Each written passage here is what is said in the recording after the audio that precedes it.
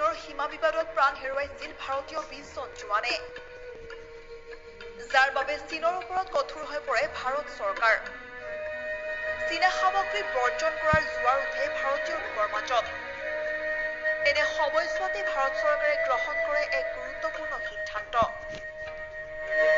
ভাৰত চৰকাৰে নিষিদ্ধ কৰে চীনৰ 59টা এপ্লিকেশ্যন। ইয়াৰ ভিতৰত জনপ্ৰিয়তাৰ শীৰ্ষত থকা টিকটক এপ নিষিদ্ধ কৰাৰ পিছতে হতাশাত ভোগে টিকটক প্ৰেমীসকল। কিয়নো বন্ধ হৈ পৰিছিল তেওঁলোকৰ অভিনয়ৰ দ্বাৰা নিজৰ প্ৰতিভা বিকাশ কৰাৰ একমাত্ৰ পথ। পিছে এতিয়া মুখত হাঁহি বিৰিঙিছে টিকটক প্ৰেমীৰ। পুনৰ মোবাইল এপ্লিকেশ্যনৰ যোগেদি কৰিব পাৰিব অভিনয়। দৰং জিলাৰ দলগাঁৱৰ যুৱক মনিৰুল ইছলামে টিকটক প্ৰেমীৰ বাবে কঢ়িয়াই আনিছে সুখৰ বতৰা।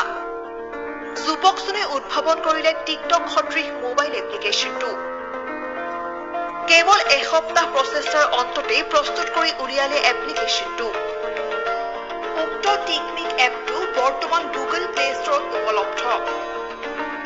মই এখন এপ্লিকেশ্যন বনাইছোঁ টিক মিক নাম দি। টিকটকৰ নিচিনা ছেম এপ্লিকেশ্যন হয়, আপোনালোকে প্লে ষ্টৰত পাব এপ্লিকেশ্যনখন। মোৰ বেছি দিন লগা নাই, এসপ্তাহমান লাগিছে সময় এপ্লিকেশ্যনটো বনোৱাৰ কাৰণে। আৰু এতিয়া অসমবাসী ৰাইজে আমাক সহায় জনাব লাগে এপ্লিকেশ্যনটো।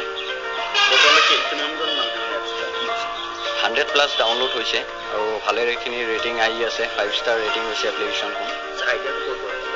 আইডিয়াটো মানে ফ্ৰেণ্ডৰ সহায় পাইছোঁ এইখন এপ্লিকেশ্যন বনোৱা। মোৰ ভাইটিয়েও সহায় কৰিছে মোৰ লগত। গুগল ইউটিউবৰ থ্ৰুদি আমি এপ্লিকেশ্যনটো ক্ৰিয়েট কৰিছোঁ। কিমান টকা গৈছে? এপ্লিকেশ্যনখন 3000 মান টকা গৈছে। দলগাঁৱৰ পৰা আশ্ৰাফুল হকৰ ৰিপৰ্ট, টাইমছ 30 নৰ্থ ইষ্ট।